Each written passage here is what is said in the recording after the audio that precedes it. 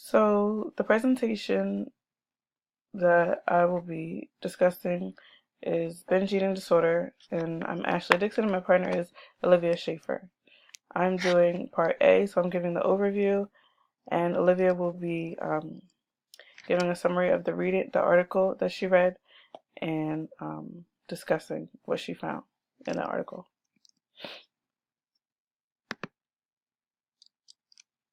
So first, I have the DSM-5 criteria for having binge eating disorder. So, criteria A, you must have recurrent episodes of binge eating, and it has to include both of the following characteristics. So, eating in a discrete period of time, an amount of food that is definitely larger than most people would eat during a similar period of time under similar circumstances, and a sense of lack of control over eating during these periods. So, for someone who might have binge eating disorder, maybe in 2 hours they can eat maybe what someone would eat within a whole day, as many calories as someone would eat within a whole day.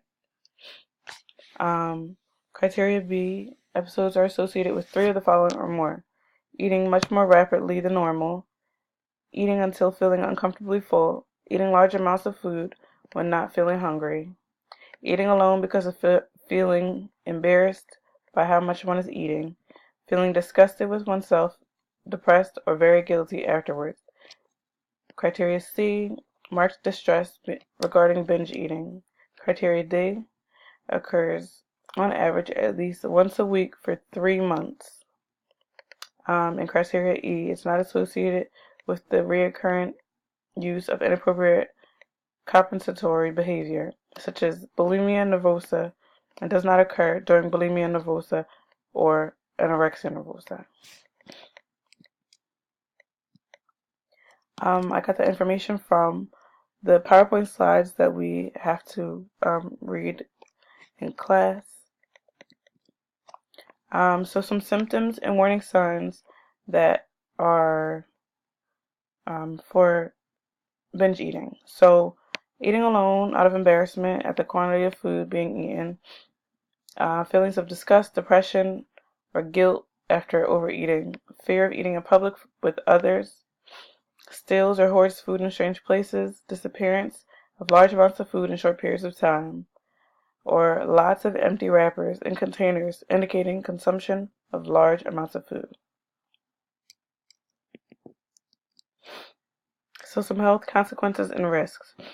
So, some cardiovascular risks and consequences are irregular heartbeat, low resting heart rate, and low blood pressure.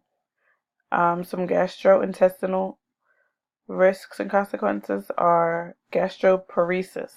So that's when your digestion is slowed.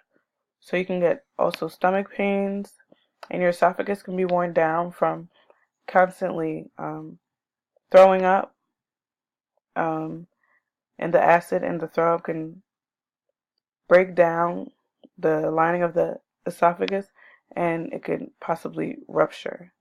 And pancreatitis. So some neurological risks are seizures and muscle cramps and dizziness.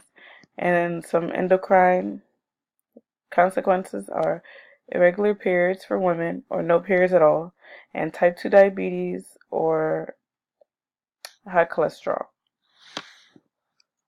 And one of the, obviously the worst risks is death because of all of the other wear and tear on your body, just all equals up to possible death. So some treatment options, there is intensive outpatient, partial hospital, residential, and inpatient treatment options. And within those ways of being treated, there are different types of psychotherapy that could be used by the doctors or physicians or whomever is taking care of the patient. So, or the individual who has binge eating disorder. So some of the most interesting psychotherapy techniques that I found were acceptance and commitment. So this specific type of psychotherapy focused on changing actions rather than changing the thoughts or feelings. So it's more like maybe you don't really want to eat better, or you don't want to eat, or you don't want to stop eating as much as you do, but you have to change it anyways. You're not really changing what you think. You're not saying it's better for me to eat this or not eat this. You're just doing it because you're supposed to. And that was something that I found interesting because typically you want to change the whole thinking process into something more healthier. But I guess this is something that you just would do as an immediate action type of thing, type of treatment.